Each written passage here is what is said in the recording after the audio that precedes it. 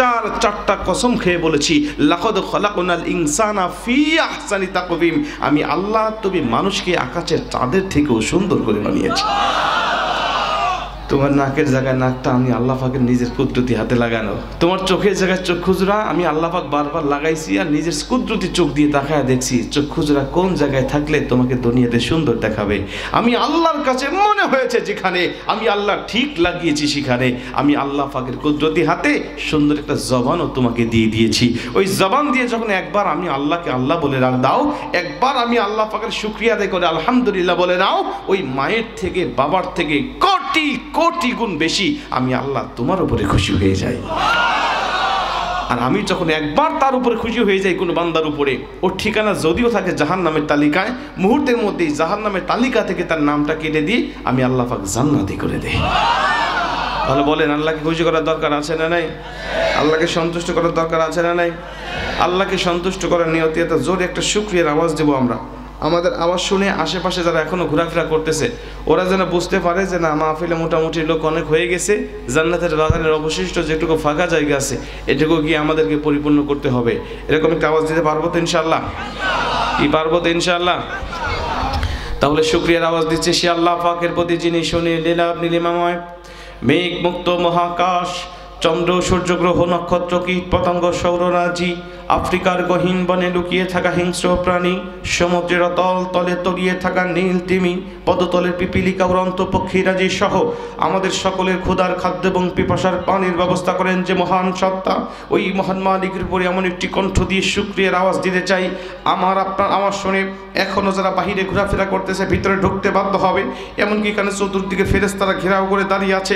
এই ফেরেশতারা আল্লাহ পাকের কাছে গিয়ে সাক্ষ্য দিবে, আল্লাহ পাগলপাড়া যুব সমাজের উদ্যোগে যে মাহফিলের আয়োজন করা হয়েছে, এই মাহফিলে বসে তোমার কিছু পাগল বান্দারা তোমার শুকরিয়ার আওয়াজ দিতে গিয়ে এত মোহাব্বতে আওয়াজ দিয়েছে, আল্লাহ আমরা ফেরেশতারা তাদের উপরে সন্তুষ্ট হয়েছি আর ওদের জন্য দোয়া করছি যতক্ষণ পর্যন্ত এই মাহফিলটাকে তুমি কবুল না করবে, এই যুব সমাজদেরকে কবুল না করবে, এই মাহফিলের শ্রোতাদের জীবনে গুনাহগুলো ক্ষমা না করবে, এদের মৃত আত্মীয় স্বজনের কবরে আযাবগুলো মাফ না করবে, এদেরকে চূড়ান্ত জান্নাতের তালিকায় নামটা লিপিবদ্ধ না করবে, ততক্ষণ পর্যন্ত আমরা ফেরেশতারা তাদের জন্য তোমার কাছে হাত তুলে দোয়া করতেই থাকবো। জোরে কোন সুবহানাল্লাহ। এরকম একটা আওয়াজ দিয়ে বলেন তাদেরকে আলহামদুলিল্লাহ। এবার দরুদ ও সালাম পাঠাই সে মহান আল্লাহ তাআলার বন্ধুর উপরে যিনি ছিলেন মক্কার মতি, মদিনার জ্যোতি, দুকুলের সাথী, বিশ্বসভার সভাপতি, নবী মুকাররম, যিনি 63 বছর জিন্দেগিতে দুনিয়ার জমিনে ইয়া রব্বি হাবলি উম্মতি বলে বলে জিন্দেগি কাটিয়েছেন। আজও যেই নবী মদিনাতুল মুনাওয়ারায় শুয়ে রয়েছেন, কাল কিয়ামতের ময়দানে সমস্ত নবী যখন নিজের চিন্তায় ইয়া নাফসি করতে থাকবেন, নাফসি নাফসি বলতে থাকবেন, সেদিনও আমার আপনার নবী জাহান্নামের গেইটে সেজদায় পড়ে যাবেন, ইয়া রব্বি হাবলি উম্মতি বলে বলে কাঁদতে থাকবেন। ততক্ষণ এই গুনাহগার উম্মতের কপাল থেকে জাহান্নামের টিকিট ক্যান্সেল করে আমার আল্লাহ জান্নাত দিবেন না যতক্ষণ। প্রাণ খুলে সে নবীর উপরে দরুদ ও সালাম পাঠাই, সকলে বলি সাল্লাল্লাহু আলাইহি ওয়াসাল্লাম। সম্মানিত উপস্থিতি, জানতে চাই আপনারা সকলে কেমন আছেন? সবাই ভালো আছেন? আমাদেরকে ভালো রেখেছেন কে? সবসময় প্রশংসা করব কার? প্রশংসা করলে লাভ হবে কার? আল্লাহ লাভ হবে। দুনিয়ার নেতা নেত্রীর নামে প্রশংসা করবেন, স্লোগান দিবেন, মিছিল মিটিংয়ে সত্য মিথ্যা বলে তার নামে স্লোগান দিবেন, সব লাভ হবে নেতা, আপনার কোনো লাভ নাই। অতিরিক্ত এক কাপ চা আপনার কপালে জুটতে পারে, কথা কোন ঠিক কি না? কিন্তু আল্লাহ পাক বলে, বান্দা যখন তুমি আমার নামে স্লোগান দাও, আমার নামে তাকবীর দাও, রব্বাকা ফাকাব্বির, তোমার রবের নামে বরত্ব প্রকাশ করো, তখন আমি আল্লাহ পাকের কোনো লাভ হয় না, সব লাভ হয় তুমি বান্দার। জোরে কোন সুবহানাল্লাহ। এজন্য আমরা সুখে দুঃখে, অসুস্থ সুস্থ সব অবস্থায় আমরা আল্লাহ পাকের শুকরিয়ার আওয়াজ দেব। আল্লাহ পাক আমাদেরকে শুকরগুজারি বান্দা হিসেবে কবুল করে নিক। জোরে বলেন আমিন। আরেকটা জোরে বলেন আমিন। সম্মানিত ভাইরা, রাত মোটামুটি অনেক হয়ে গেছে, ভূমিকা লম্বা করার কোনো সুযোগ নেই, সরাসরি আপনাদেরকে নিয়ে আলোচনায় যেতে চাই। আলোচনা শুরুতে দুহাত উঁচু করে একটা আল্লাহ নামে তাকবীর দিয়ে আমরা আলোচনা শুরু করব ইনশাআল্লাহ। তাকবীর দিতে তো কোনো কার্পণ্যতা নাই, কোনো সমস্যা নাই। কেউ মৌলবাদার রাজাকার বলে তো আর গালি দিবেন আপনাদেরকে? হ্যাঁ, সেদিন চলে গেছে না, সেদিন শেষ হয়ে গেছে। এখন তাকবীরের আওয়াজ দিবেন মন খুলে, প্রাণ খুলে, আর কেউ আপনাদেরকে বাধা দিতে পারবে না, কথা কোন ঠিক কি না? আগে তো মসজিদের মধ্যেও তাকবীরের আওয়াজ জোরে দিতে ইমাম সাহেবরা ভয় পাইতো যে কোন দিক দিয়ে রাজাকার আর মৌলবাদ বলে চালায় দেয় কিনা। ঠিক কিনা বলেন? আর এখন তাকবীরের আওয়াজ দিয়ে দিতে এখান থেকে নালিতাবাড়ি চলে যাবেন, নালিতাবাড়ি থেকে শেরপুর চলে যাবেন, শেরপুর থেকে ময়মনসিংহ চলে যাবেন, কোনো বাপের বেটার বাধা দিতে পারবে না। ঠিক কিনা বলেন? এই সুবর্ণ সুযোগ এনে দিয়েছেন কে? সে আল্লাহ পাকের আবার শুকরিয়া আদায় করে বলছে আলহামদুলিল্লাহ। সম্মানিত ভাইরা আমার, আমরা তাকবীর দেই। আপনারা তো মোটামুটি আমার পুরাতন শ্রোতা আছেন দু একজন, নাকি আছেন? ওই মাহফিলে কে কে ছিলেন? দু একজন ছিলেন কি?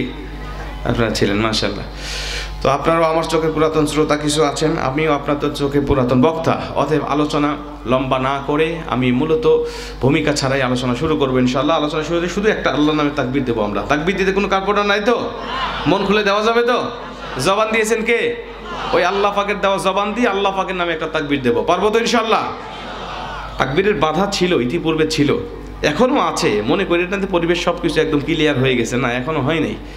তাকবীরের আওয়াজ ছিল অতীতে, কিন্তু তাকবীরের আওয়াজের বাধা দিয়ে কেউ তাকবীরের আওয়াজকে দমিয়ে রাখতে পারে নাই। কথা বলেন ঠিক কি না? ওমরে ফারুক যখন কালেমা পড়ে মুসলমান হলেন, খোলা তলোয়ার নিয়ে এসেছেন নবীজির দরবারে। নবীজি, এই তলোয়ারটা নিয়ে এসেছে আপনার দরবারে কেন জানেন? আবু জেহেল বলেছিল আপনার কল্লা কাটতে পারলে আমাকে লাল উট উপহার দেবে 100টা। আমি সেটা সহ্য করতে না পেরে চলে এসেছিলাম লোভে পড়ে আপনার কল্লা কাটার জন্য নবীজি। কিন্তু প্রতিমধ্যে আমার বোন ফাতেমার কণ্ঠে সূরা তাহার তেলাওয়াত শুনে মনটা পরিবর্তন হয়ে গেল। আর আমি আপনার কদমে তলোয়ারটা জমা দিয়ে আমি ঘোষণা করছি, আজকের থেকে যে আপনার বিপক্ষে কথা বলবে, আজকের থেকে যে ইসলামের বিপক্ষে কথা বলবে, আজকের থেকে যে কোরআনের বিপক্ষে কথা বলবে, আমি ওমরের তলোয়ারটা তার গর্দানটাই নামায়া দিবে। ওমরে ফারুক বলছেন, নবীজি আমাকে মুসলমান বানায় দেন, আর আমি আপনাকে প্রশ্ন করতে চাই, আলাসনা আলাল হক, আমরা কি সত্যের পথে নাই? নবীজি বলছেন, বালা ইয়া ওমর, আমরা সত্যের পথে আছি। নবীজিকে বলছেন, নবীজি আরেকটা প্রশ্ন করতে চাই, আপনি কি আল্লাহ পাকের সত্য নবী নন? নবীজি বলছেন, হ্যাঁ, আমি আল্লাহ পাকের সত্য নবী। নবীজি আরেকটা প্রশ্ন করতে চাই, যে কিতাব আপনি প্রচার করছেন, এই কিতাব কি আল্লাহ পাকের সত্য কিতাব নয়? নবীজি বলছেন, বালা ইয়া ওমর, ওই কিতাব আল্লাহ পাকের সত্য কিতাব।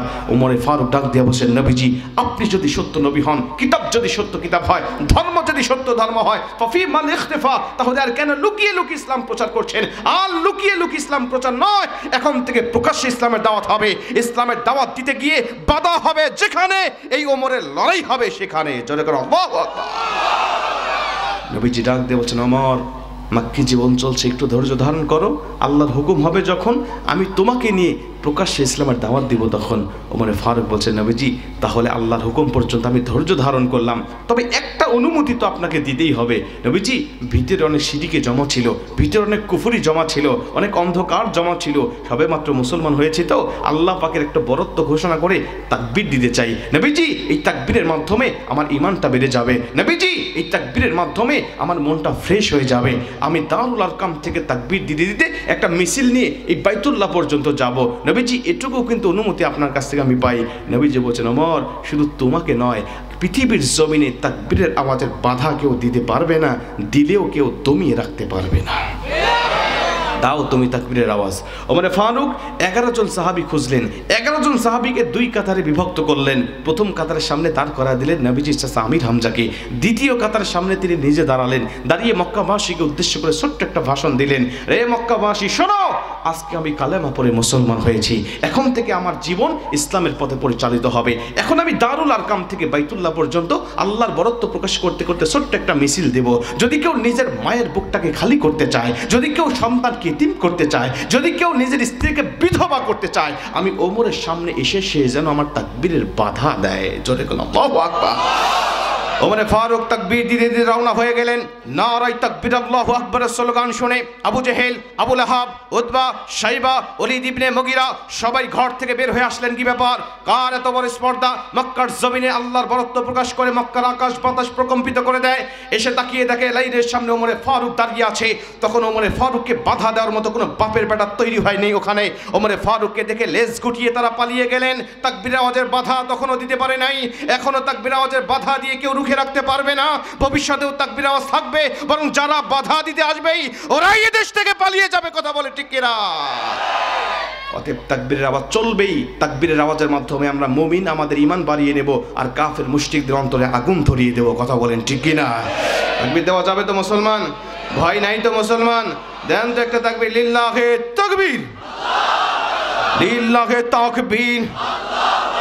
আল কোরআনের আলো, আল হাদিসের আলো, দুনিয়ার মুসলিম লিল্লাহে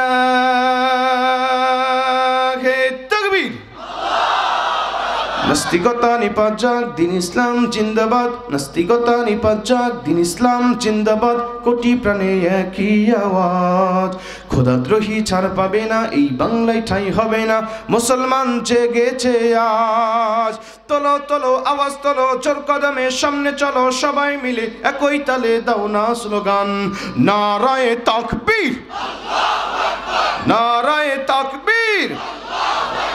মুসলমানের এই জমিনে নাস্তিকদের ঠাঁই নাই, নাস্তিকদের পক্ষে যারা তাদের কোনো রক্ষা নাই। মুসলমানের এই জমিনে নাস্তিকদের ঠাঁই নাই, নাস্তিকদের পক্ষে যারা তাদের কোনো রক্ষা নাই। এই জমিনে থাকতে হলে কোরআন মানতে হবে, কোরআন না মানলে সে তো ভারত যেতে হবে। তোলো তোলো আওয়াজ তোলো, জোর কদমে সামনে চলো, সবাই মিলে একই তালে দাও না স্লোগান, নারায়ে তাকবীর, নারায়ে তাকবীর। দিন ইসলাম, দিন ইসলাম, আল কোরআনের আলো, আল হাদিসের আলো, লিল্লাহে তাকবীর। মুসলমান ভাইরানে আমার, খুব মনোযোগ দিয়ে কথাগুলো শুনে নিবেন। আরে হালুয়াঘাটের মুসলমান, আমার আল্লাহ রাব্বুল আলামিন বলে দিলেন সূরা জুমার 39 নম্বর সূরা 24 নম্বর পারা 2 নম্বর পৃষ্ঠার প্রথম নম্বর লাইন, আয়াত নম্বরটা হলো 41। 41 নম্বর আয়াতের মধ্যে আল্লাহ চমৎকার ভাবে বলেন, ইন্না أنزلنا عليك الكتاب للناس بالحق فمن اهتدى فلنفسه ومن ضل فإنما يدل عليها وما أنت عليهم بوكيل।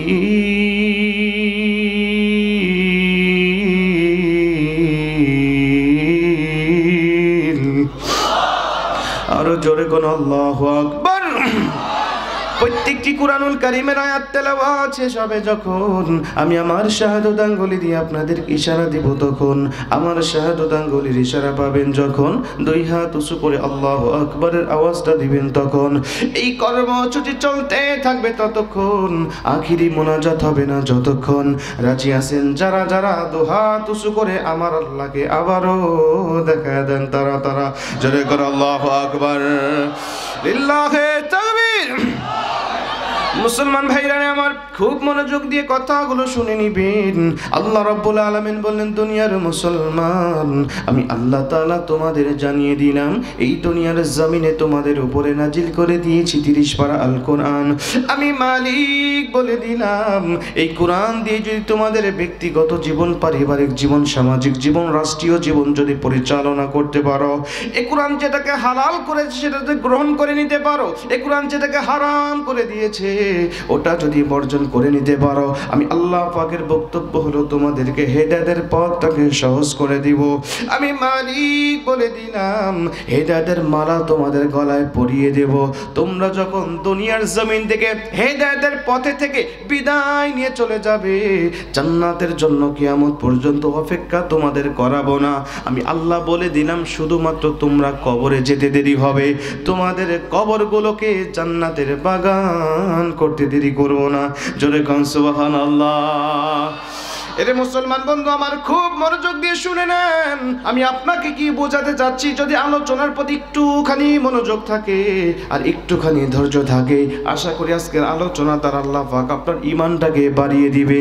আল্লাহ পাক বলছে, যারা আমার দুনিয়ার জমিনে আমার কোরআন অনুযায়ী, আমার নবীজির সিরাত অনুযায়ী যারা জীবনটাকে পরিচালনা করবে, আমি আল্লাহ পাক তাদেরকে বলে দিলাম, জান্নাতের জন্য কিয়ামত পর্যন্ত অপেক্ষার প্রয়োজন হবে না।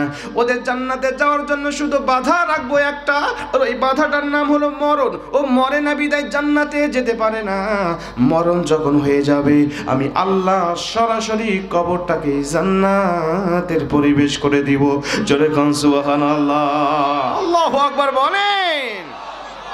নবীজি বলেন এমনও কিছু মুমিন থাকবে, এমনও কিছু ইমানদার থাকবে, আমার হাবিবের এমনও কিছু উম্মত থাকবে, এরা যখন দুনিয়ার থেকে কবরের মধ্যে চলে আসবে, লা ইউসআল ফি কবরিহি, ওদের কবরে কোনো সওয়াল করা হবে না, ওদের কবরে কোনো প্রশ্ন করা হবে না, ডাইরেক্ট শুধু ওদের লাশটা কবরে রাখতে দেরি হবে। আমার আল্লাহ পাক বলে ওদের লাশটা কবরে রাখার সঙ্গে সঙ্গে কবরটা জান্নাত হয়ে যাবে। জোরে কোন সুবহানাল্লাহ, আল্লাহু আকবার বলেন। নবীজি বলেন কিছু কিছু ব্যক্তির কবরে কোনো সওয়াল হবে না। এদের মধ্যে অন্যতম একজন ব্যক্তি থাকবে, কে জানো? ওই ব্যক্তি যখন কবরের জমিনে যাবে, আমার ফেরেশতারা যখন তার রূহটা তার দেহের মধ্যে ফিট করে দিবে, এই বান্দা কবরের মধ্যে উঠেই দৌড়াদৌড়ি করতে থাকবে, পিড়াপিড়ি শুরু করে দিবে, লাফালাফি শুরু করে দিবে, বলতে থাকবেন হুজুর 3.5 হাত কবরে মানুষ কেমনে দৌড়াদৌড়ি করে, কেমনে লাফালাফি করে, কেমনে পিড়াপিড়ি করতে থাকে। নবীজি বলেন মুমিনের কবর 3.5 হাত থাকে না। মুমিনের দৃষ্টি যত দূর যায়, আল্লাহর দৃষ্টি সীমানা পেরিয়ে মুমিনের কবরটা প্রশস্ত করে দেয়। জোরে কোন সুবহানাল্লাহ, আল্লাহু আকবার বলেন। এই বান্দা কবরের মধ্যে রূহটা পাওয়ার সঙ্গে সঙ্গে পিড়াপিড়ি শুরু করে দিবে। আল্লাহ নবী বলেন তাকে এমন একটা ওয়াক্ত দেখানো হবে, এমন একটা সময় তাকে দেখানো হবে, আসর এবং মাগরিবের মাঝামাঝি ওয়াক্তটাকে সময়টা তাকে দেখানো হবে। দেখা যাবে মাগরিবের ওয়াক্ত বুঝি, আসরের ওয়াক্ত বুঝি চলে যায়, মাগরিবের ওয়াক্ত বুঝি সামনে চলে আসতেছে। ওই লোকটা আত্মীয় স্বজনকে ডাক দিয়ে বলতে থাকবে, কে কোথায় আছো? আমার আত্মীয় কোথায়? আমার বিবি কোথায়? আমার স্ত্রী, ছেলে, সন্তান, কে কোথায় আছো বলো না, শুধু একটুখানি ওজুর পানি দাও। মাগরিবের ওয়াক্ত বুঝি চলে গেল, আল্লাহ পাক আমার উপরে নারাজ হয়ে যাবে, আমি শুধু ওযু করে আসরের নামাজটা পড়তে চাই।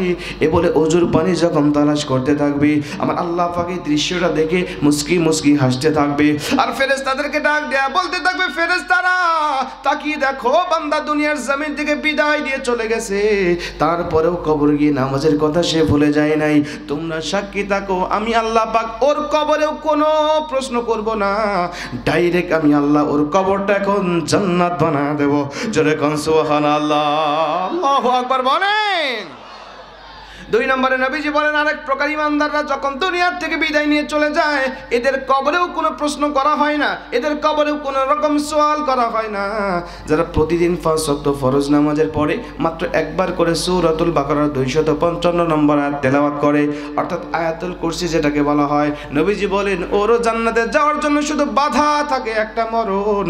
ও মরে না বিদায় জান্নাতে যায় না, মরণ হয়ে গেলেই তার কবরটা জান্নাতের বাগান হয়ে যাবে। জোরে কোন সুবহানাল্লাহ। 3 নম্বরে নবীজি বলেন আরেক প্রকার ইমানদার আছে, যারা দুনিয়ার জমিন থেকে সূরাতুল মুলুক পড়ে দুনিয়া থেকে বিদায় নিয়ে চলে যেতে পারে। আর এই সূরা মুলুকটাকে আল্লাহ একটা পাখির আকৃতি ধারণ করে কবরের মধ্যে পৌঁছায় দেয়, পাঠায় দেয়, আর এই পাখি তাকে সিকিউরিটি গার্ড হিসাবে নিযুক্ত করে। ফেরেশতারা যখন প্রশ্ন করার জন্য আসে, এসে যখন প্রশ্ন করতে চায়, পাখিটা তাকে ডানা দিয়ে ঢেকে রাখে আর বলে, প্রশ্ন করো, উত্তরটা আমি দিয়ে দেওয়ার জন্য প্রস্তুত হয়ে গেছি। ফেরেশতারা বলবেন তোমার কাছ থেকে উত্তর নেওয়ার জন্য আল্লাহ আমাকে পাঠাই নাই। বলে তোমাকে যদি আল্লাহ পাক নাই পাঠায় তাহলে এখান থেকে চলে যাও, আমি উত্তর দিতে দেব না তাকে। ইসরাফিল আলাইহিস সালাতু ওয়াস সালাম সিংহায় ফুৎকার দিবে না যতক্ষণ আমি পাখি এই বান্দাকে ঘুম থেকে জাগ্রত করব না ততক্ষণ।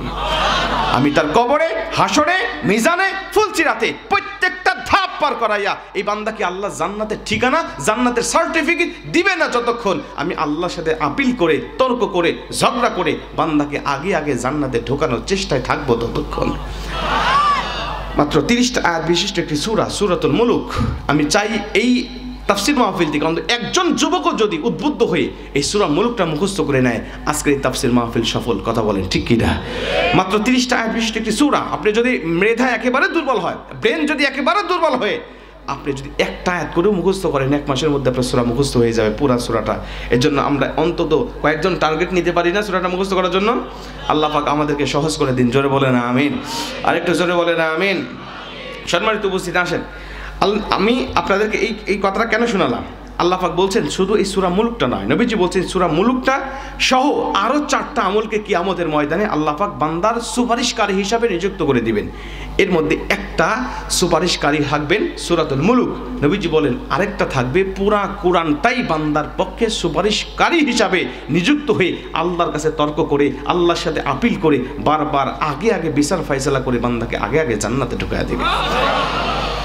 আমি আপনাদেরকে সেই কোরআন থেকে একটি আয়াতে কারিমা তেলাওয়াত করেছি, সূরাতুল ইউনূসের 58 নম্বর আয়াত। আপনারা খুব মনোযোগ দিয়ে শোনেন। এই আয়াতের মধ্যে আল্লাহ পাক এত কথা বলেছেন, আমি আপনাদেরকে এই কথাগুলো বলে 1-2 রাতে শেষ করতে পারবো না। কমিটির একটা আবদার ছিল, হুজুর নবীজির জীবনী থেকে কিছু আমাদেরকে শোনাবেন। নবীজির জীবনী থেকে কথাগুলো শোনাতে হলে আমি আপনাদেরকে এই আয়াতটাই আমি আপনাদের কাছ থেকে বেছে নিয়েছি এবং একটা হাদিসও তেলাওয়াত করেছি। আপনারা অবশ্যই শুনেছেন এবং বুঝেছেন যে হুজুর কোন বিষয় নিয়ে আলোচনা করার জন্য এগুলো তেলাওয়াত করেছে। প্রিয় ভাইরা আমার, আল্লাহ পাক বলছেন, উল বিফাদুলিল্লাহ ওয়া বিরহমাতি ফাবিযালিকা ফালইফরাহু হুয়া খায়রুম মিম্মা ইয়াজমাউন। অর্থ শোনার আগে একবার কোন সুবহানাল্লাহ, আর একটু জোরে কোন সুবহানাল্লাহ। আল্লাহ পাক বলছে, পৃথিবীর মানুষেরা শোনো, আমি আল্লাহ পাক তোমাকে যত নিয়ামত দিয়েছি, আমি আল্লাহ পাক তোমাকে যত বরকত দিয়েছি, আমি আল্লাহ পাক যত করুণা করেছি, আমি আল্লাহ পাক যত সম্পদ দিয়েছি, সব নিয়ামত বরকত করুণা যদি তুমি এক পাল্লায় রাখো, আমি আল্লাহ পাকের পক্ষ থেকে স্পেশাল তোমাকে 2টা নিয়ামত দান করেছি। এই স্পেশাল 2টা নিয়ামত তুমি অপর পাল্লায় রাখো। আমি আল্লাহ বলছি। আব্দুল্লাহ ইবনে আব্বাস রাদিয়াল্লাহু তাআলা তাফসীর থেকে আমি বলছি, তিনি বলেন আল্লাহ পাক যখন এটা বলছেন, পৃথিবীর সব নিয়ামত বরকত রহমতের পাল্লা তোমার হালকা হয়ে যাবে, আমার দেওয়া স্পেশাল 2টা নিয়ামতের পাল্লা তোমার অনেক অনেক গুণে ভারী হয়ে যাবে। ফাবিযালিকা ফালইফরাহু হুয়া খায়রুম মিম্মা ইয়াজমাউন।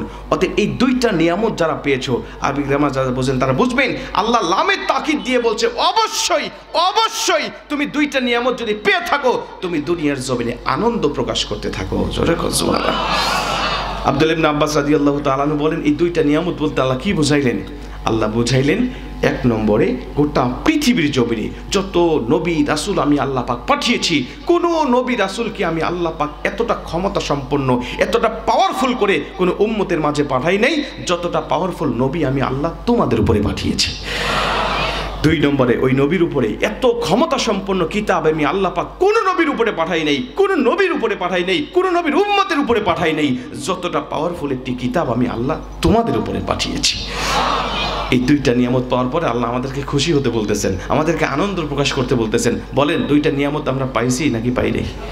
জোরে বলেন, পাইছি নাকি পাই নাই? এখন আনন্দ প্রকাশ করার দরকার আছে না নাই? আচ্ছা, এই 2টা নিয়ামতের মধ্যে কি আছে এমন যে আল্লাহ আমাদেরকে লামি তাকিদ দিয়ে বলছেন অবশ্যই তুমি আনন্দ প্রকাশ করতে থাকো? এটা এখন জানার দরকার আছে না নাই? আমার নবীকে আল্লাহ পাক আমাদের জন্য পাঠালেন, ওমা আরসালনাকা ইল্লা রাহমাতাল লিল আলামিন। আমাদেরকে গোটা জগতের রহমত হিসাবে আল্লাহ পাক নবীকে পাঠালেন। আল্লাহ যেমন রব্বিল আলামিন, গোটা জাতির রব, গোটা বিশ্ব জগতের রব, আমার নবী তেমন রহমাতাল লিল আলামিন, গোটা জাতির গোটা জগতের তিনি একজন রহমত হিসাবে নবীকে আল্লাহ পাক আমাদের মাঝে পাঠিয়েছেন। জোরে কোন সুবহানাল্লাহ। অন্যান্য নবীদেরকে আল্লাহ পাক কোন কওমের জন্য পাঠাইছিল, কোন জাতির জন্য পাঠাইছিল, নির্ধারিত একটা গোষ্ঠীর উপরে পাঠাইছিল, কিন্তু আমার নবীকে কওমের জন্য নয়, নির্ধারিত একটা গোষ্ঠীর জন্য নয়, নির্ধারিত একটা জাতির জন্য নয়, আল্লাহ পাক গোটা জগতের জন্য রহমত হিসাবে পাঠিয়েছেন। জোরে কোন সুবহানাল্লাহ। আমার নবীর এক একটা টাইটেল, এক একটা ডিগ্রি যদি আপনাদেরকে বলি আপনারা অবাক হয়ে যাবেন। আল্লাহ পাক আমার নবীকে পুরা ভিন্ন রকম করে অন্যান্য নবীদের থেকে আমাদের মাঝে পাঠিয়েছেন। অন্যান্য নবীদেরকে সবাইকে মিলিয়ে আল্লাহ যা দিয়েছেন, আমার নবী এককভাবে তার থেকে বেশি কিছু দান করেছেন।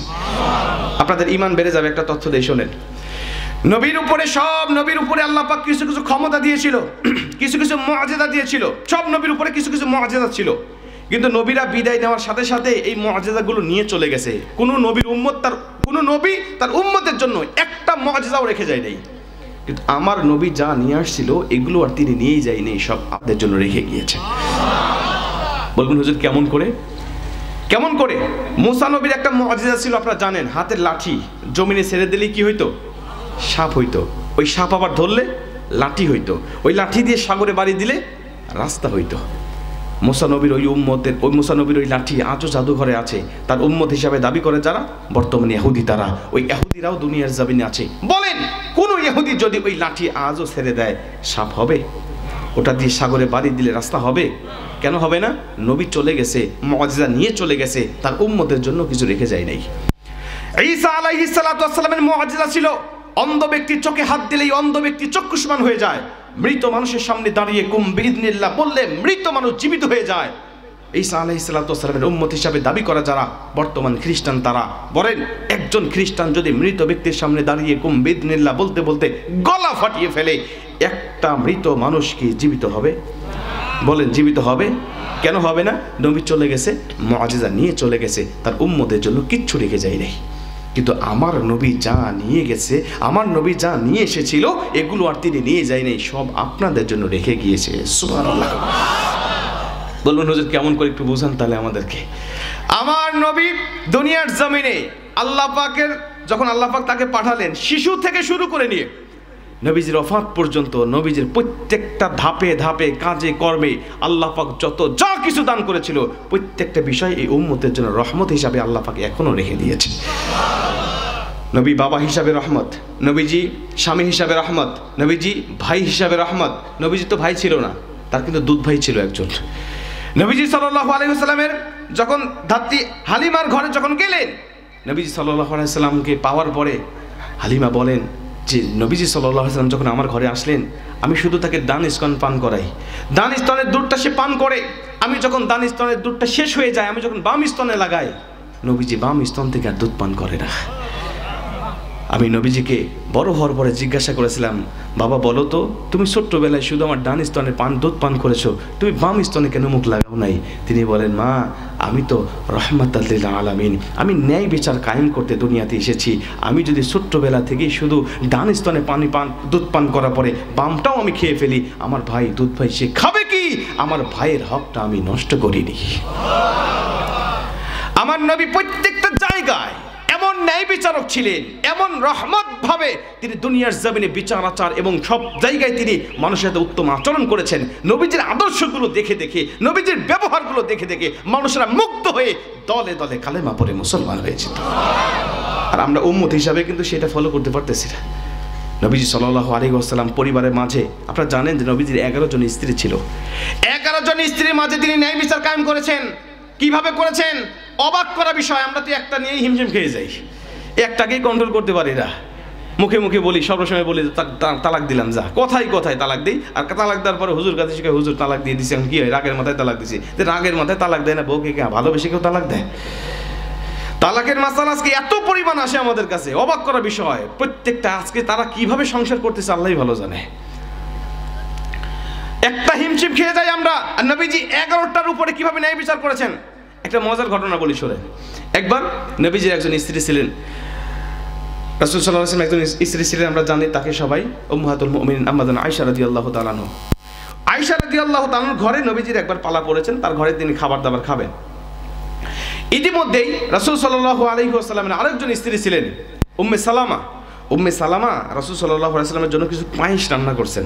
পায়েস রান্না করে আয়েশা রাদিয়াল্লাহু তাআলার কাছে এসে বলছেন, আয়েশা তোমার ঘরে তো নবী খাবে, তো আমার ঘরে যেহেতু আজকে পালা নয়, তোমার ঘরে পালা, তুমি যেহেতু খাওয়াবে, এই পায়েসটা আমি রান্না করেছি, খুব সুস্বাদু হয়েছে, তুমি একটু নবীজিকে খাওয়াইয়া দিও। সুবহানাল্লাহ বললেন।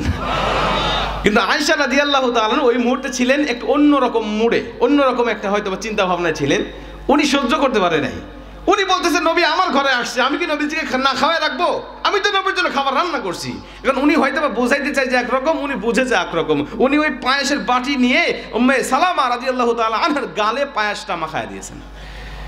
পায়েসটা যখন মাখায় দিয়েছে, সাফিয়া উম্মে সালামা কাঁদতে কাঁদতে নবীজির কাছে চলে গেছে। নবীজি আমি আপনার জন্য ভালোবেসে আপনার জন্য পায়েস রান্না করলাম, আর আপনার স্ত্রী, ছোট স্ত্রী, সে না বুঝে আমার গালে পায়েস মাখিয়ে দিয়েছে। নবীজি আমাকে একটু ইনসাফ ভিত্তিক বিচার করে দেন।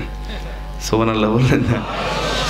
মুসলমান ভাইরা আমার লক্ষ্য করেন, নবীজি কেমন ইনসাফ ভিত্তিক বিচার করেছিলেন, কেমন রহমত ছিলেন সবার জন্য, সেটাই আমি আপনাকে বোঝাচ্ছি। নবীজি বলেন, ঠিক আছে চলো। নবীজি একটু রাগ হলেন, একটু রেগে গেলেন, উম্মে সালামাকে ডেকে আয়েশা রাদিয়াল্লাহু তাআলা আনহার কাছে চলে গেলেন। আয়েশা রাদিয়াল্লাহু তাআলা আনহাকে ডাক দিয়া বলেন, আয়েশা বলো, তুমি কি তার মুখে পায়েসটাকে মাখিয়ে দিয়েছো? তিনি বলছে, ইয়া রাসূলুল্লাহ, ইয়া হাবিবাল্লাহ, দিয়েছি, আমি বুঝতে পারি নাই, আমার ভুল হয়ে গেছে, আমি রাগান্বিত ছিলাম, অন্য মন মানসিকতা ছিলাম। নবীজি আমি বুঝতে পারি নাই, এর জন্য তাকে গালে পায়েসটা মাখিয়ে দিয়েছি।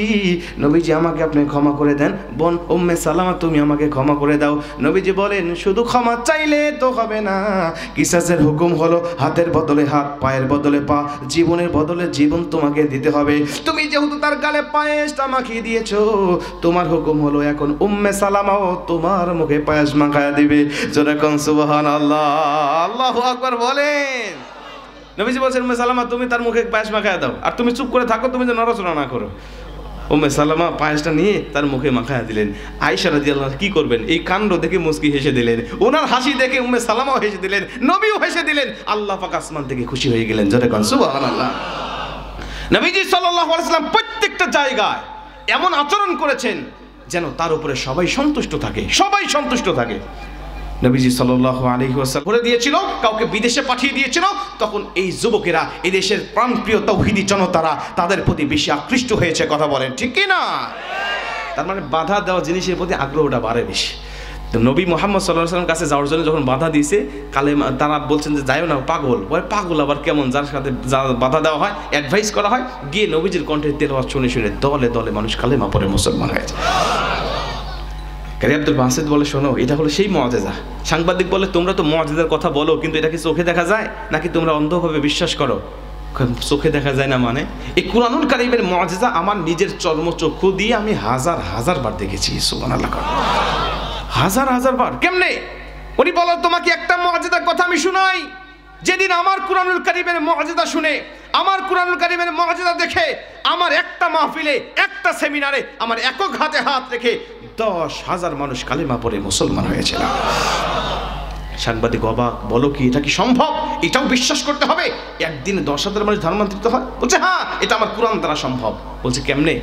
বলছে আমাকে মিশরের জমিন থেকে আমাকে একবার পাঠানো হলো রাশিয়ার জমিনে। আমার প্রেসিডেন্ট জামাল আবদেল নাসের বললেন, তুমি রাশিয়ায় যাও, কুরআন তেলাওয়াত করো। ওখানে গিয়ে তেলাওয়াত করতে পারলে বিভিন্ন ধর্মের কিতাবের উপর থেকে একটা প্রতিযোগিতা হবে। তুমি যদি কুরআন থেকে তেলাওয়াত করতে পারো, আমি জানি তোমার যে কণ্ঠ, তোমার যে তেলাওয়াতের ঢাস, তাতে তুমি বিজয় হবে। আর তুমি বিজয় হলে ইসলামটা বিজয় হবে। আর তুমি যদি বিজয় অর্জন করে দেশে ফিরত আসতে পারো, আমি মিশরের প্রেসিডেন্ট জামাল আবদেল নাসের সর্বোচ্চ সম্মাননা দিয়ে তোমাকে দেশে বরণ করে নেব। জোরে কনসুল।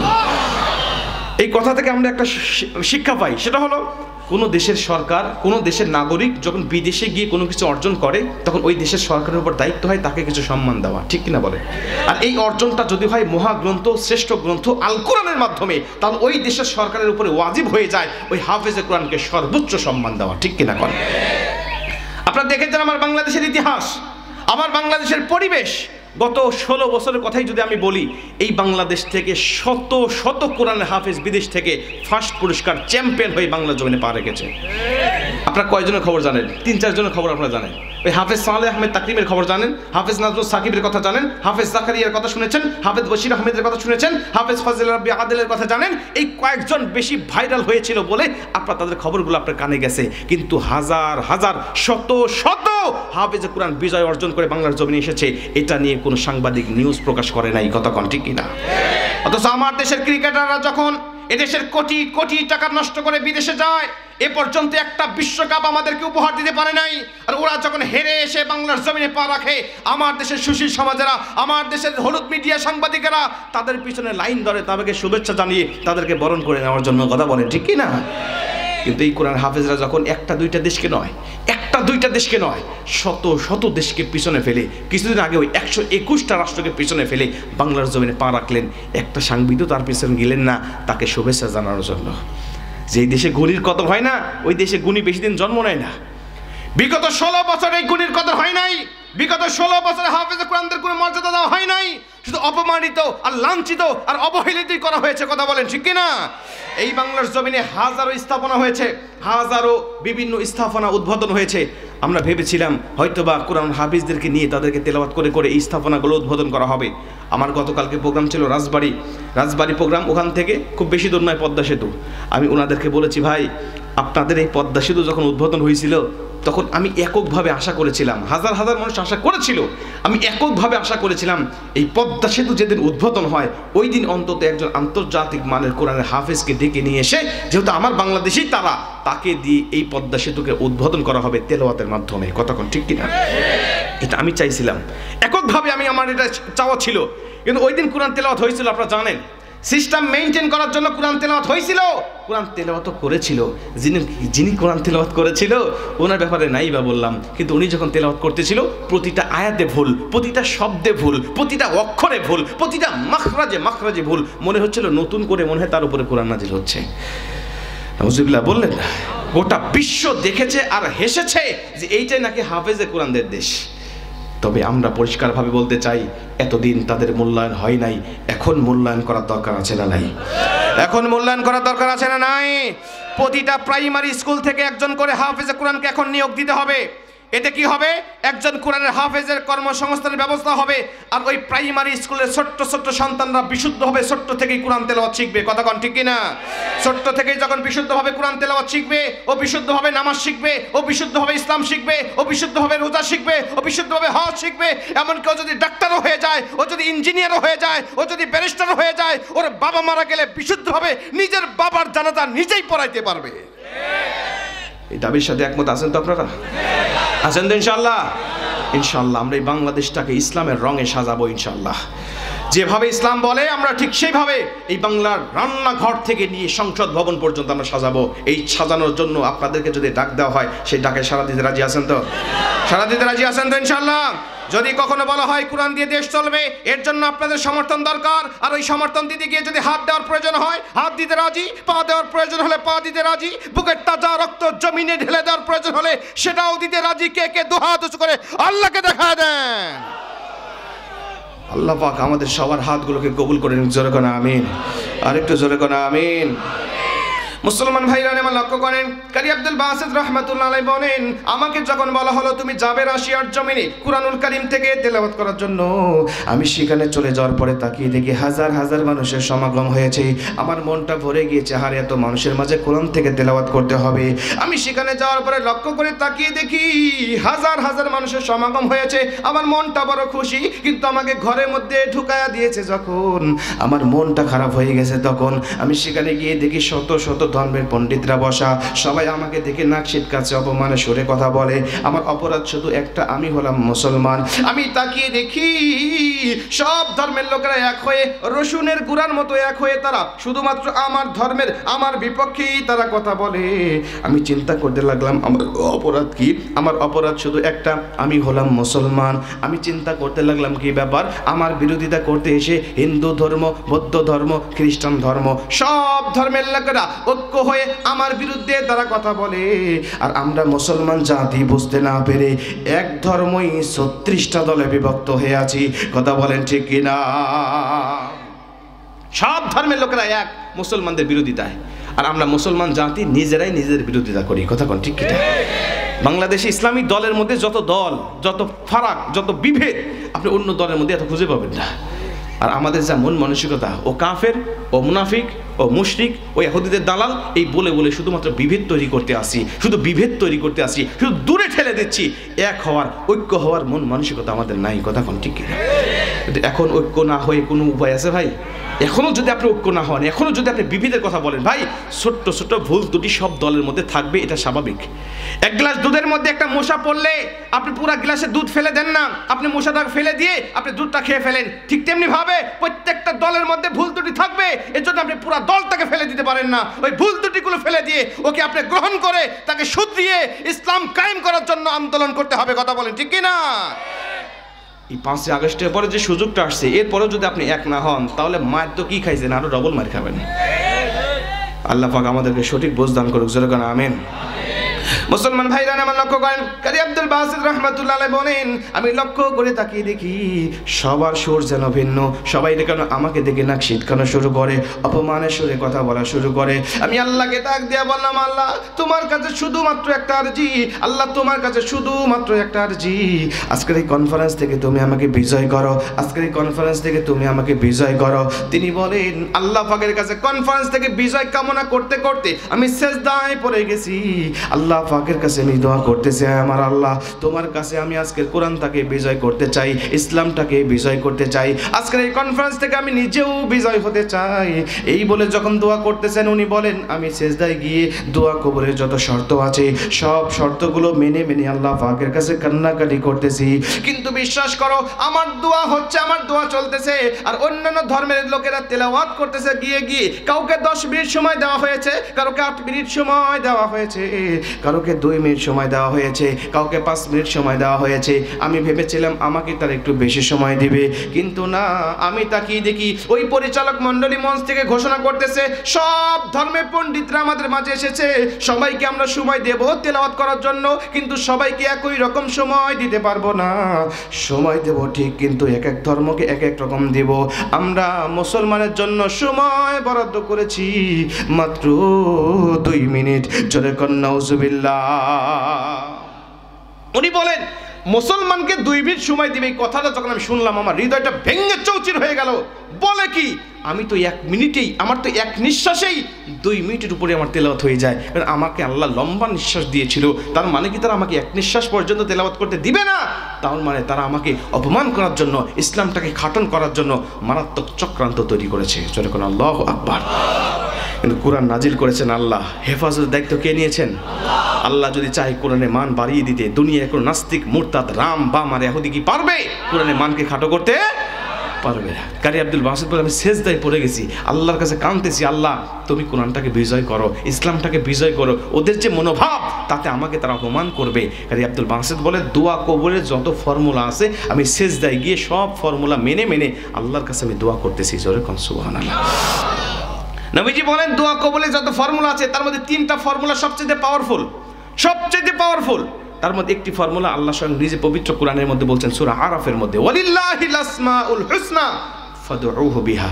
আল্লাহ বলে, যখন তুমি আমার কাছে চাও তখন আমি আল্লাহ পাকের সিফতি নামগুলো ধরে ধরে চাও। আমি আল্লাহ বলে দিলাম, আমার সিফতি নাম ধরে, আমার সিফতি গুণবাচক নাম ধরে কেউ যদি আমার কাছে দোয়া করে, ওর দোয়াটা যত কঠিন হোক, ওর চাওয়াটা যত বড় হোক, আমি আল্লাহ তখন তার খালি হাত ফেরত দেই না, সঙ্গে সঙ্গে কবুল করে নেই। সিফতি নাম আল্লাহ পাকের বর্ণনা হয়েছে হাদিসের মধ্যে 99টা। নবীজি বলেন এই 99টি নামের মধ্যে অগণিত নাম আছে যেগুলোকে ইসমে আজম বলে, যেগুলোকে পাওয়ারফুল নাম বলে, যেগুলোকে ক্ষমতাধর নাম বলে। এই ক্ষমতাধর নামগুলো ধরে ধরে, ইসমে আজম ধরে ধরে কেউ যদি আল্লাহ পাকের কাছে চায়, আল্লাহ পাক তখন তাকে খালি হাত ফেরত দেয় না, দোয়াটা অবশ্যই কবুল করে নেয়। মুসলমান ভাইরা আমার লক্ষ্য করেন, কারি আব্দুল বাসিত রাহমাতুল্লাহ আলাইহি বলেন, আমি নামাজের সেজদায় গিয়ে আল্লাহ পাকের কাছে তার সিফতি নামগুলো ধরে ধরে দোয়া করা শুরু করেছি। আমি 1 থেকে 99টা পর্যন্ত ডেকে ডেকে আল্লাহকে বলতেছিলাম, আমার আল্লাহ তুমি তো সেই আল্লাহ, তিনি হু আল্লাহুল্লাযী লা ইলাহা ইল্লাহু আর রহমানুর রহিমুল মালিকুল কুদ্দুসুস সালাম আল মুমিনুল মুহাইমিনুল আজিজুল জব্বারুল মুতাকাব্বির আল খালিকুল আরিউল মুসাফফিরুল গফফারুল কাহ্হারুল ওয়াহাবুর রাজ্জাকুল ফাত্তাহুল আলিমুল কবিদুল বাসির আল খাফিদুর الرافع المعز المجل السميع البصير الحكم العدل اللطيف الخبير الحليم العظيم الغفور الشكور العلي الكبير الحفيظ المقيت الحسيب الجليل الكريم الرقيب المجيب الواسي الحكيم الودود المجيد الباعث الشهيد الحق الوكيل القوي المتين الولي الحميد المحسن المبدئ المعيد المحيي المميت الحي القيوم الواجد المجيد الواحد الاحد الصمد القادر المقتدر المقدم المؤخر الاول والاخر والظاهر والباطن الوالي المتعالي البر التواب المنتقم العفو الرؤوف المالك الملك ذو الجلال والإكرام المقسط المغني المانع الضر النافع النور الهادي البادئ الباقي الوارث الرشيد الصبور جل الله أكبر جل الله أكبر কারি আব্দুল বাসিত বলেন, এই 99টা নাম ধরে যখন আমি দোয়া করেছি, আমার আল্লাহ পাক আমার দোয়াটা কেমনে কবুল করেছে তোমরা শোনো। আমি লক্ষ্য করে তাকিয়ে দেখি, সব ধর্মের তেলাওয়াতকারীরা যখন চলে গিয়েছি, আমি গিয়ে দেখি সব ধর্মের লোকেরা তেলাওয়াত শেষ করে যখন জাস্ট টাইমে মঞ্চ থেকে নেমে এসেছে, আমার নামটা যখন ডাকা হলো, আমি চলে গিয়েছি মঞ্চে তেলাওয়াত করার জন্য। আমাকে যখন মঞ্চে ওঠানো হলো, ওই পরিচালক আমাকে ডাক দিয়ে কয়, কারি আব্দুল বাসিত, আমরা কিন্তু তোমার জন্য 2 মিনিট সময় বরাদ্দ করেছি, আমরা অনুষ্ঠানের শেষ পর্যায়ে চলে এসেছি, তোমার 2 মিনিট সময় তেলাওয়াত শেষ হলে আমরা আমাদের আয়োজনটা ক্লোজ করে ফেলবো। খবরদার 2 মিনিট সময় যেন অতিক্রম না হয়। 2 মিনিট পরে তোমাকে একটা সিগন্যাল দেব, সিগন্যাল পাওয়ার সঙ্গে সঙ্গে তেলাওয়াতটা বন্ধ করে দিবে। রে কারি আব্দুল বাসিত, তোমাকে বলি শুনে নাও, তুমি যদি সিগন্যাল পাওয়ার পরেও তেলাওয়াত করো, আমরা তোমার মাইক্রোফোনটা বন্ধ করে দিব। মাইক্রোফোনটা যখন বন্ধ হয়ে যাবে, জোরে জোরে চিল্লাইলেও তোমার তেলাওয়াত কেউ শুনবে না, আমরা তখন তোমাকে ডিসকোয়ালিফাই করে, অপমান করে মঞ্চ থেকে নামিয়ে দেব। কারি আব্দুল বাসিত বলেন, আল্লাহ 2 মিনিট তেলাওয়াত করে এ জাতিকে আমি কোরআন শোনাতে পারবো না, কোরআনের মুআজিজাগুলো দেখাইতে পারবো না। আল্লাহ তোমার কাছে শুধুমাত্র একটা আরজি। ওরা বলেছে 2 মিনিট পরে মাইক্রোফোন বন্ধ করে দিবে। আল্লাহ মাইক্রোফোনটা শুধু তুমি চালু রাখো, মাইক্রোফোনটা চালু থাকবে যতক্ষণ আমি তেলাওয়াত করতে থাকবো ততক্ষণ। এই জাতিকে আমি কোরআনটাকে দীর্ঘক্ষণ যদি শোনাতে পারি, ওরা কোরআনুল কারীমের প্রতি আকৃষ্ট হবে, কোরআনুল কারীমের সৌন্দর্য তাদের অন্তরের মধ্যে ঢুকবে। আল্লাহ এই ফেল করে যদি পরিচালকরা আমাকে ফেল বলে ঘোষণা দেয়, এই জনগণ আমাকে বিজয় করবে। আল্লাহ এজন্য শুধুমাত্র কোরআনুল কারীমটা দীর্ঘক্ষণ তেলাওয়াত করতে চাই, যতক্ষণ পর্যন্ত এই কোরআনুল কারীম তেলাওয়াত করার জন্য মাইক্রোফোনটা চালু থাকবে। জোরে কোন সুবহানাল্লাহ। কাজী আব্দুল বাসিত বলেন, সাংবাদিক শুনে নাও কোরআনের মুআজিজা আমি কেমন করে দেখেছিলাম। আমি আল্লাহ পাকের কাছে সাহায্য চেয়ে যখন তেলাওয়াতটা শুরু করব, আল্লাহকে বললাম, আল্লাহ বলো কোন সূরা থেকে তেলাওয়াত করলে ভালো হবে। আমার আল্লাহ পাক আমাকে সিদ্ধান্ত জানিয়ে দিল, সূরা তাহা থেকে তেলাওয়াত করো। যেই সূরা তাহা তেলাওয়াত শুনে হযরত ওমর ফারুকের মতো কঠোর হৃদয়ের মানুষও মুসলমান হয়েছিল। যেই সূরা তেলাওয়াত শুনে পাহাড়ের মতো শক্ত হৃদয়গুলো মোমের মতো গলে যায়, ওই সূরা তাহা থেকে তেলাওয়াত করে আজকের কাফেরদেরকে তুমি শোনা দাও। কারি আব্দুল বাসিত বলে, সাংবাদিকরা শোনো, আল্লাহর কসম তখন আমি সূরা তাহা থেকে তেলাওয়াতটা শুরু করলাম। আমার আল্লাহ আমাকে যত কণ্ঠ দিয়েছিল, যত সুর আমাকে দিয়েছিল, যত শক্তি আমার কণ্ঠে দিয়েছিল, সব কিছুকে উজাড় করে জীবনের শেষ তেলাওয়াত মনে করে আমি যখন তেলাওয়াতটাকে শুরু করে দিয়েছি, হালকা হালকা চক্ষুটা খুলে জনগণের অবস্থাগুলো দেখতেছি। জনগণ আমার তেলাওয়াত শুনে বিরক্ত হচ্ছে নাকি আকর্ষণ হচ্ছে তারা। আমি তাকিয়ে দেখি তারা আমার দিকে হা করে তাকিয়ে আছে।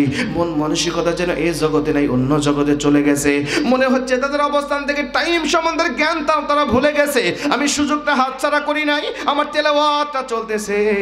এক কারির কণ্ঠে তেলাওয়াত শেষ হয়, অন্য লাহানে তেলাওয়াত আমার শুরু হয়ে যায়।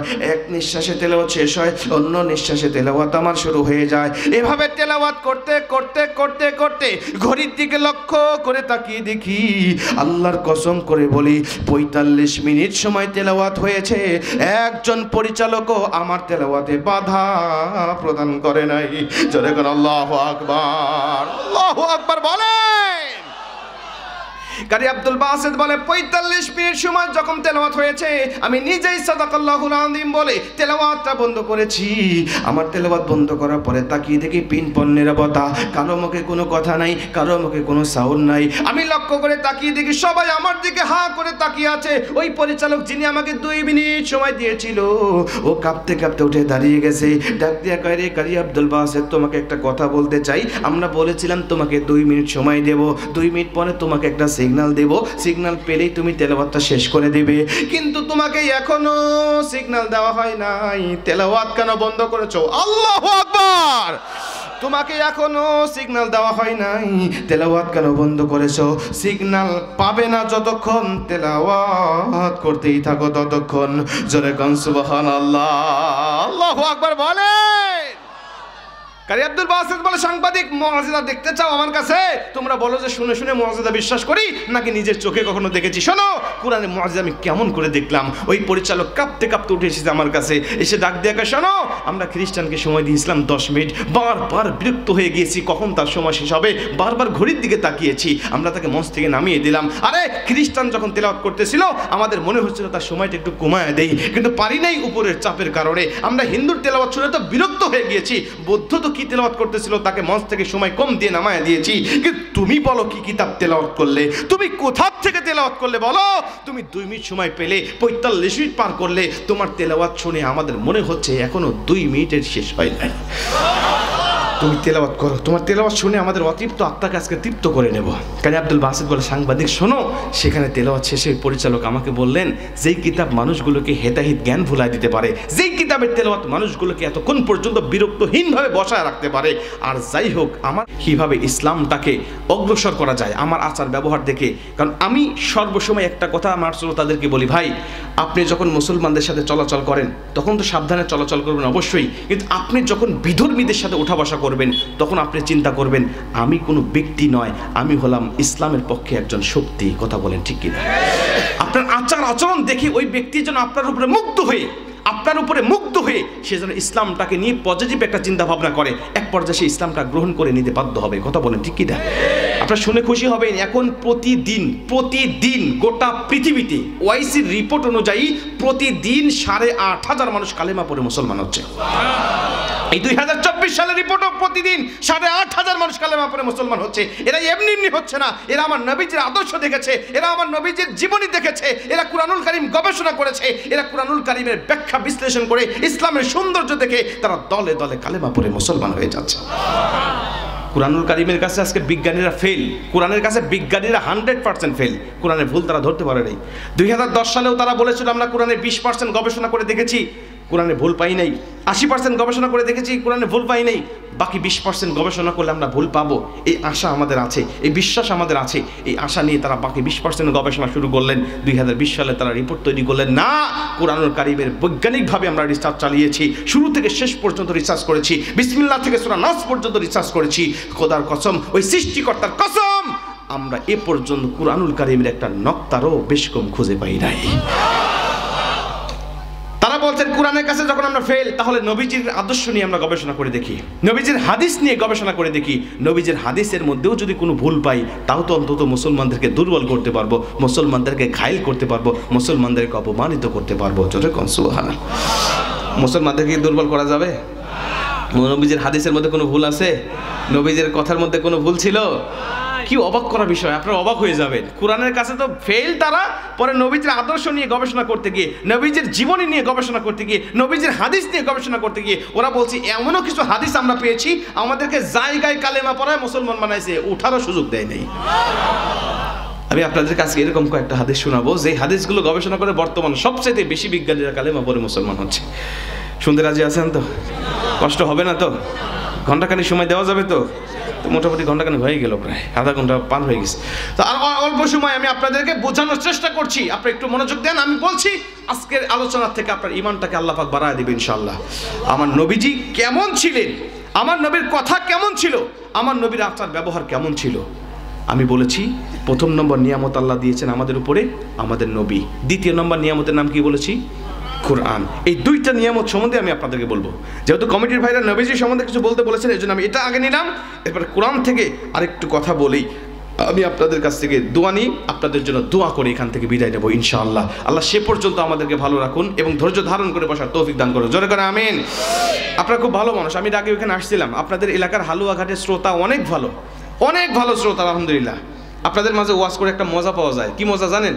আপনারা বক্তার কথার সাথে আওয়াজ দেন, বক্তার কথার সাথে কথা বলেন। অনেক জায়গায় গেলে পরে কিছু কৃপণ শ্রোতা পাওয়া যায়, ভাই দাঁত মুখ মারি আটকে বসে থাকে, কয় হুজুর ওয়াজ করতে করতে শহীদ হয়ে গেলেও মারা যাবেন, দাফন কাফন হবে, সুবহানাল্লাহ মুখ দিয়ে বের হবে না। তো এইরকম শ্রোতার মাঝে আর ওয়াজ করা যায় না। আপনাদের এলাকায় কৃপণ আছে কি? ওইখান থেকে তো এখানে বেশি দূর না, কাছে না? কাছে না? কোন দিক? ওটা এই দিক তো, খুব কাছেই তো। তো ওইখানে আমি কৃপণ পাই নাই। আপনাদের এলাকায় কৃপণ আছে? কৃপণ চেনেন আপনারা? মানে এক ধনী লোক অসুস্থ, মারাত্মক অসুস্থ, ওর এক ব্যাগ রক্ত লাগবে, কিন্তু রক্ত আর কোথাও খুঁজে পাচ্ছে না, খুঁজতে খুঁজতে মিলে গেছে কৃপণের সাথে।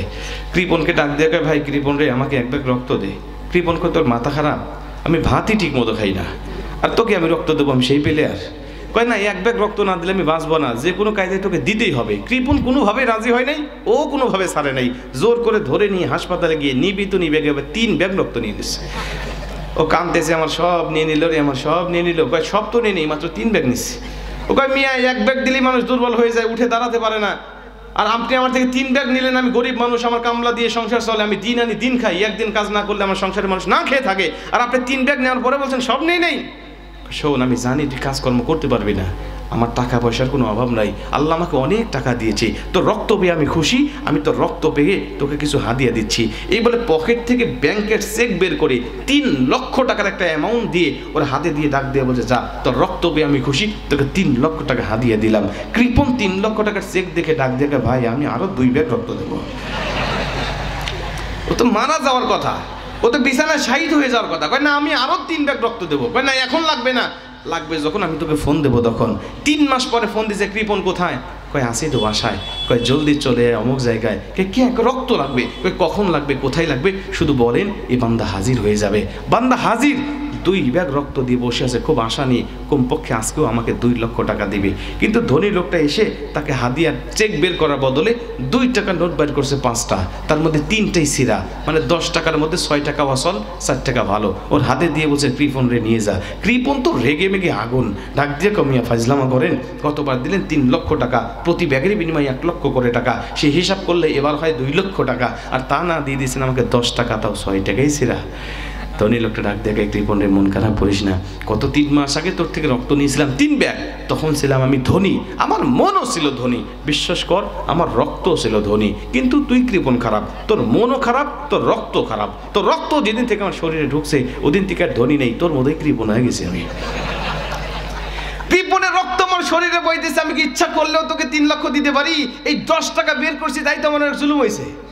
বিশ্বাস করে এইরকম কিছু কৃপণ শ্রোতার তালে যখন বক্তারা পড়ে, তখন শ্রোতাদের কার্পণ্য মনোভাব দেখে বক্তাও কৃপণ হয়ে যায়। ও আধা ঘন্টা কথা বলতে বক্তার গা ঘেমে যায়। কিন্তু আপনাদের মতো শ্রোতা পাইলে, হালুয়াঘাটের মতো শ্রোতা পাইলে মোটামুটি 2-3 ঘন্টা আলোচনা করা যায়। যেরকম সুবহানাল্লাহ। তবে ভয় পায় না, এতক্ষণ করবো না, আপনাদের বিরক্ত হওয়ার আগেই আমি ছেড়ে দেবো ইনশাআল্লাহ। আল্লাহ পাক সে পর্যন্ত আমাদের ধৈর্য ধারণ করে থাকার তৌফিক দান করে। যেরকম আমিন।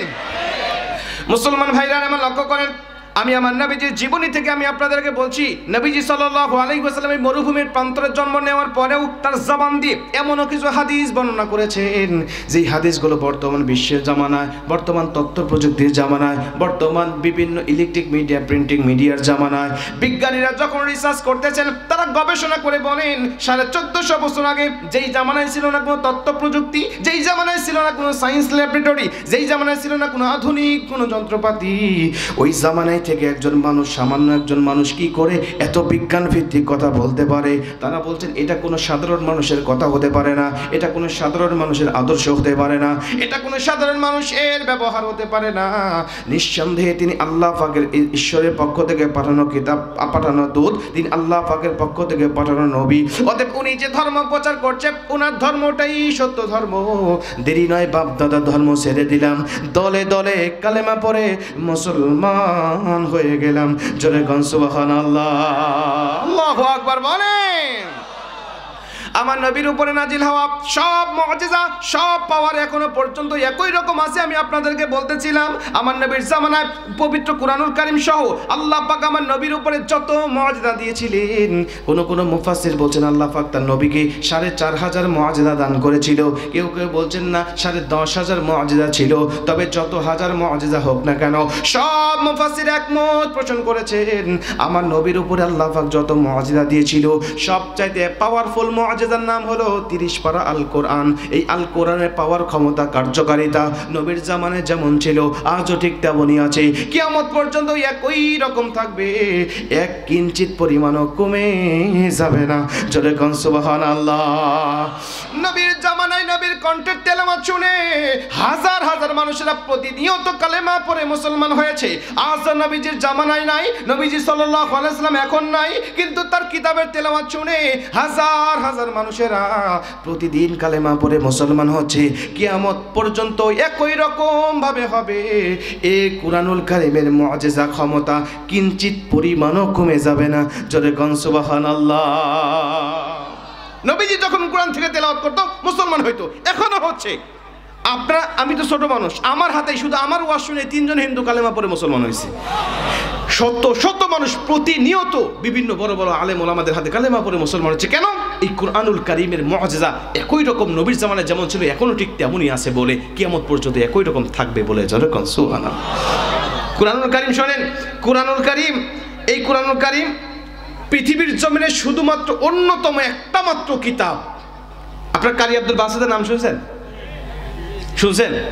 ওনাকে একবার সাংবাদিকরা প্রশ্ন করেছিল, আচ্ছা তুমি যে কোরআন তেলাওয়াত করো আর তোমার তেলাওয়াত শুনে মানুষেরা পঙ্গপালের মতো ছুটে আসে, তোমার তেলাওয়াত শুনলে মানুষেরা চাতক পাখির নেই তাকিয়ে তাকিয়ে তোমার কোরআনের কথাগুলো শোনে, তোমাকে একটা প্রশ্ন করতে চাই, সেটা হলো পৃথিবীর জমিনে তো আমরা জানি অন্যান্য নবীদের উপরেও বিভিন্ন কিতাব আসছিল, কিন্তু ওই সমস্ত কিতাবের তেলাওয়াত শুনে আমরা দেখি না যে কোনো ধর্ম মানুষ গ্রহণ করে নেয়।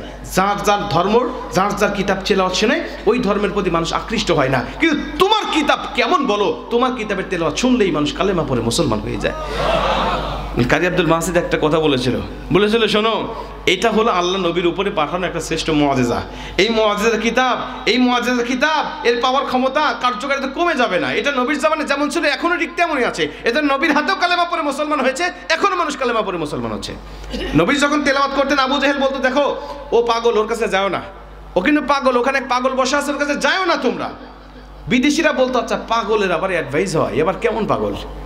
যদিও না যাইতো, বাধা দেওয়ার কারণে আরো বেশি বেশি যায় সেখানে। কারণ বাধা দেওয়া জিনিসের প্রতি একটা আকৃষ্ট থাকে, আগ্রহ থাকে, ঠিক কিনা বলেন?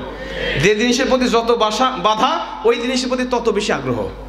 আপনারা দেখেছেন করোনার সময় আমাদের সরকার ঘোষণা করছিল যে তোমরা মসজিদে যাবে না, খুব বেশি হলে 5 জন, খুব বেশি হলে 7 জন থেকে 8 জন থেকে 10 জন, এর উপরে কেউ মসজিদে যাবে না। যেই মসজিদের লোক হইতে 2 জন, ও যখন বলে দিয়েছে 10 জনের বেশি যাওয়া যাবে না, জীবনেও মসজিদে যায় নাই যারা, নামাজের ওয়াক্ত হলে মুয়াজ্জিনের ভূমিকায় পালন করে তারা, ঠিক কিনা বলেন? তার মানে বাধা দেওয়া জিনিসের প্রতি আগ্রহ থাকে বেশি। বর্তমানে আপনারা দেখেছেন বিভিন্ন আলেম ওলামাদেরকে বাধা দেওয়া হয়েছিল কোরআনে তাফসির করার জন্য, তাফসির করতে দেওয়া হয় নাই, কাউকে জেলখানায় ঢুকানো হয়েছিল, কাউকে দেশ ছেড়ে বিদেশে পাঠানো হয়েছিল। এখন এক একজন আলোচকের মাহফিলে 20 লক্ষ, 25 লক্ষ, 15 লক্ষ লোক পর্যন্ত মানুষ হয়ে যাচ্ছে। ডক্টর মিজানুর রহমান আজহারী মাহফিল ছিল গতকালকে আপনার যশোরে, তার 2 দিন আগে মাহফিল ছিল আল্লামা মামুনুল হকের ওই যশোরে একই স্টেজে। আপনারা দেখেছেন 20 লক্ষ পর্যন্ত মানুষ হয়েছে, এটা গবেষকদের ধারণা। এত জনপ্রিয়তা মামুনুল হকের হইল কেমনে? এত জনপ্রিয়তা ডক্টর মিজানুর রহমান আজহারীর হইল কেমনে? যখন তাদের উপরে এদেশের সরকার নিষেধাজ্ঞা আরোপ করেছিল, কাউকে জেলখানায়